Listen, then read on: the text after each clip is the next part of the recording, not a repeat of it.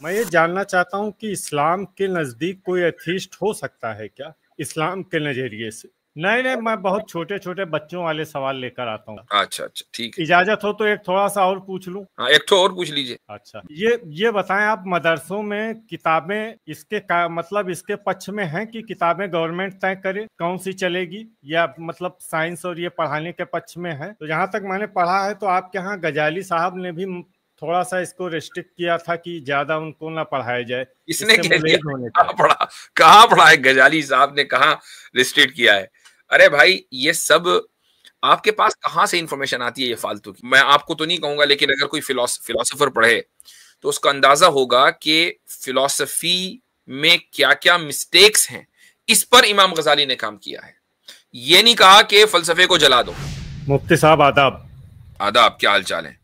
जी बढ़िया है मुफ्ती साहब। मैं एक मिनट जरा, तौहीद साहब, ये जो बैक स्टेज है इसको जरा सा इसकी सफाई करें ताकि गैर मुस्लिम हजरात यहाँ तक पहुंच सकें। मैं कर रहा हूँ हजरत, वही कर रहा हूँ हजरत, सबसे लगा हूँ। जी, सनातनी हैं आप? जी हाँ जी, फरमाइए। मुफ्ती साहब, मैं आपकी लाइव में देखता हूँ आप तमाम लोग और भी हजरात एथीस्ट लोगों से डिबेट करते हैं। मैं ये जानना चाहता हूँ कि इस्लाम के नज़दीक कोई एथीस्ट हो सकता है क्या, इस्लाम के नज़रिए से? क्या मतलब इसका? इस्लाम के नजदीक एथीस्ट हो सकता है क्या? हो सकना ही क्या मतलब है? नहीं, मैं ये समझना चाहता हूँ कि इस्लाम के नज़रिए से कोई एथिस्ट हो सकता है। जहाँ तक मैं समझता हूँ, या तो वो मुल्हिद होगा या जिंदीक होगा। एथीज्म के माने क्या हैं? एक जो मैंने ज़्यादा उसको बहुत थारोली स्टडी तो नहीं किया, लेकिन मैं समझता हूँ जो ईश्वर गॉड का इनकार करे। जो गॉड के एग्जिस्टेंस का इनकार करे वो एथिस्ट है ना? अच्छा, मुल्हिद किसे कहते हैं? मुल्हिद मेरे ख्याल से एक इस्लामिक टर्मोलॉजी है जो कि खुदा का इनकार करे। तो एथिस्ट मुल्हिद हो सकता है कि नहीं?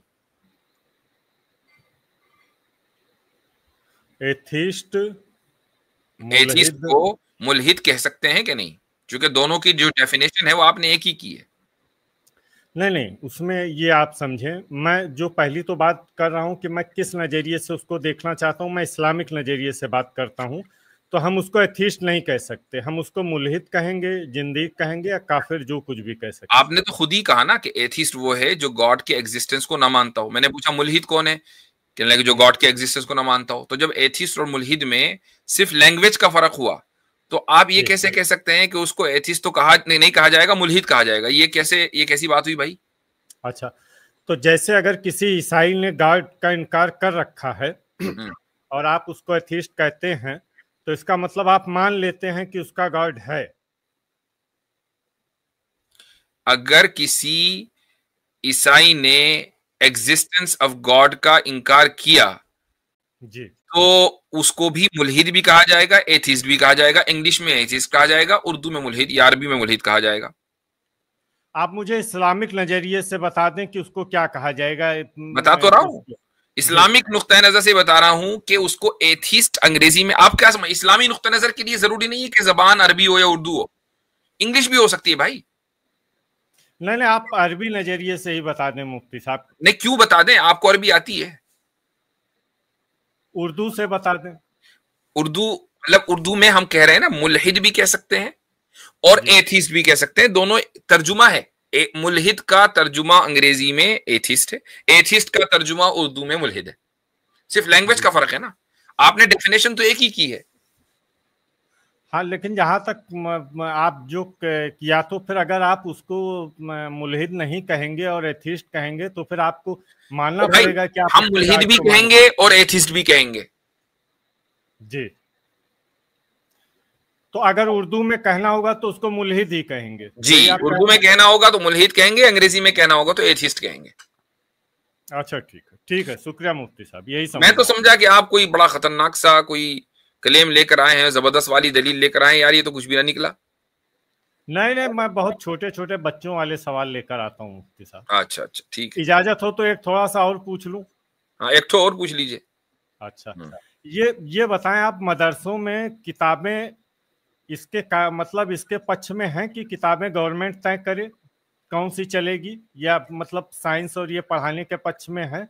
आपका बच्चा क्या पढ़ेगा, क्या आप इस हक में है कि गवर्नमेंट तय करे? अब बिल्कुल तय तो गवर्नमेंट ही तय कर रही है। यानी आपका बच्चा क्या पढ़ेगा, साइंस पढ़ेगा, मैथ पढ़ेगा, डॉक्टर बनेगा, इंजीनियर बनेगा, ये गवर्नमेंट तय करेगी? नहीं, क्या पढ़ेगा नहीं, कौन सी किताबें पढ़ेगा वो गवर्नमेंट तय। मैं किताबों की बात कर रहा हूँ। हाँ, तो गवर्नमेंट के स्कूल में अगर आप अपने बच्चे को भेजेंगे तो गवर्नमेंट तय करेगी कि भाई क्योंकि आप हमारे स्कूल में आए हैं, हम फंडिंग कर रहे हैं, हम टीचरों को सैलरी देते हैं, तो हम तय करेंगे, आप तय नहीं करेंगे।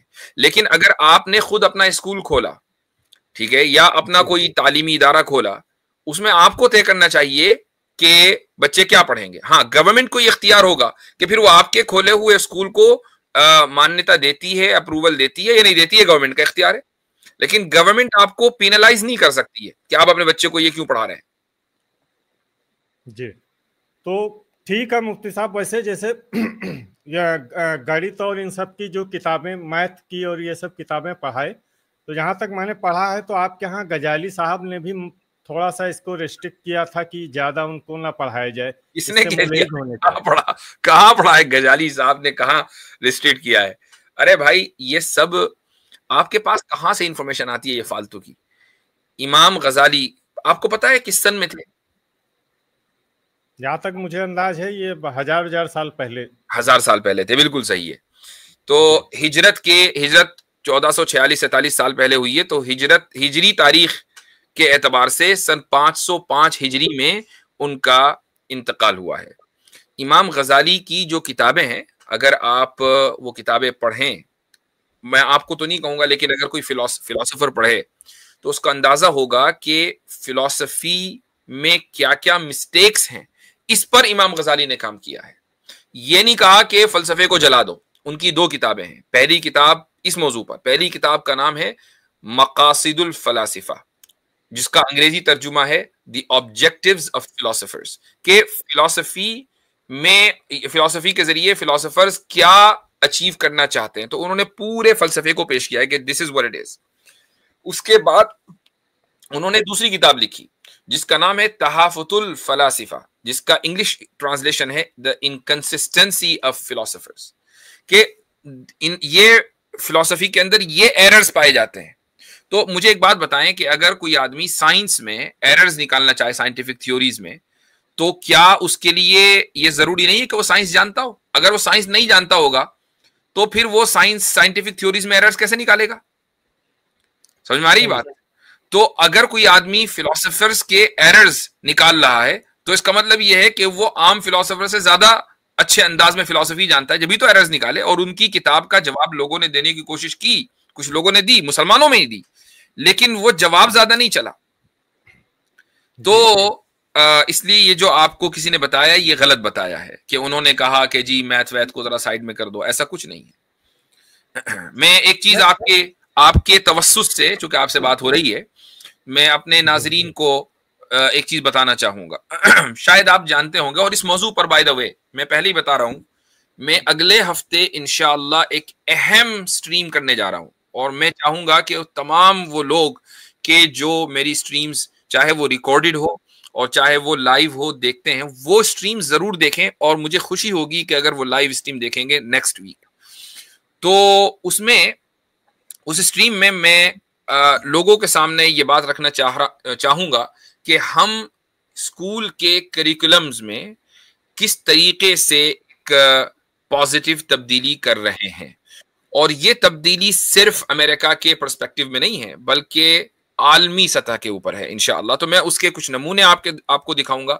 ये स्ट्रीम्स बहुत इंपॉर्टेंट होने जा रही है, तो अगले हफ्ते इंशाअल्लाह। अब ये बात मैंने क्यों कही, आप सबको इससे वाकफियत है कि मैं एक स्कूल चलाता हूं अमेरिका में, बुरहान एकेडमी के नाम से। उस बुरहान एकेडमी की लाइब्रेरी का नाम हमने रखा है इमाम गजाली लाइब्रेरी। ओके, ये अजीम शख्सियत का नाम इसलिए रखा है ताकि लोगों के जहन से इस तसव्वुर को मिटाया जाए कि इमाम गजाली कोई जदीद मौज़ूआत या जदीद तालीम, मैथ और साइंस के खिलाफ थे। ऐसा कुछ नहीं है। उन्होंने फिलोसोफर्स ने जो थियोलॉजी के खिलाफ काम किया है उसमें उन्होंने उनके एरर्स को बताया कि देखो तुम्हारे ये एरर्स हैं। अब इससे कोई ये कहे कि जी वो साइंस के खिलाफ थे, कि जी वो फिलोसफी के खिलाफ थे, और वो मैथ के खिलाफ थे, और वो जियोलॉजी के खिलाफ थे, और वो बायोलॉजी के खिलाफ थे, ये वाहियात बात है। जी जी ठीक है, शुक्रिया मुफ्ती साहब। ओके।